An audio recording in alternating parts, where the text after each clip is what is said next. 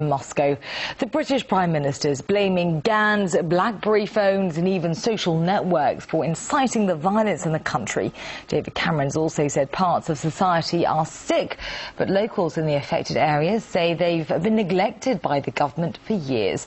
While with the sense of insecurity growing on the streets, people are now forced to take matters into their own hands, as Laura Emmett reports from London.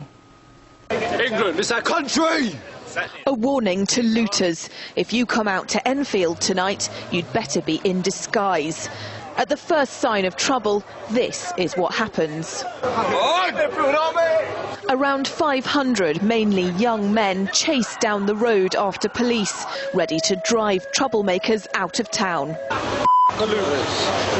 Despite the mob atmosphere, a large crowd of young men are out for justice. There's been no trouble so far.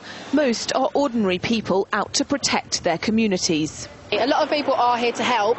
There obviously are some people that are going to do the opposite effect, but you're going to get that everywhere pretty much. Stay here protecting our streets. I've got young children. I don't want my children on the streets while all this is happening. If there's not enough police, then we'll help them out and just get everyone away, just look after all the shops and that and just push them away basically.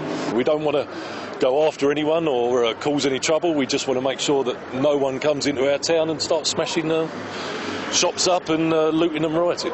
And it's not just in Enfield. In other parts of town, Sikhs have banded together to protect their livelihoods and property.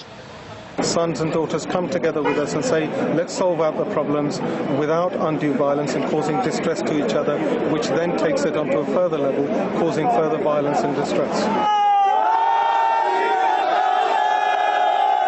This is the current face of communities across England, many of which felt under siege from looters and said in their darkest hour the police were nowhere to be seen. Police have not been anywhere. Where are the police? If the police were here, do you think all that would have been done? Maybe this is what David Cameron means when he talks constantly about the big society, handing power and responsibility back to local communities. And I think the scenes we all saw on our television screens last night of communities coming together in Birmingham to try and stop violence taking place was a model of how these things should be done. That despite the fact that 3 young Asian men were killed in Birmingham early on Wednesday trying to protect local businesses. Looters allegedly rammed them with a car. The tragedy ignited anger in the Asian community. A vigilante band attracts all sorts, and a mob mentality doesn't just rear its head in looters. There's a huge number of police officers on the streets of England at the moment, which many find reassuring. But groups like the Enfield Army prove that communities still feel police are unable to protect them. And with budget cuts for frontline officers still on the table, bobbies on the beat could get fewer and further between, while local vigilante groups could take up the slack. Laura Emmett, RT, London.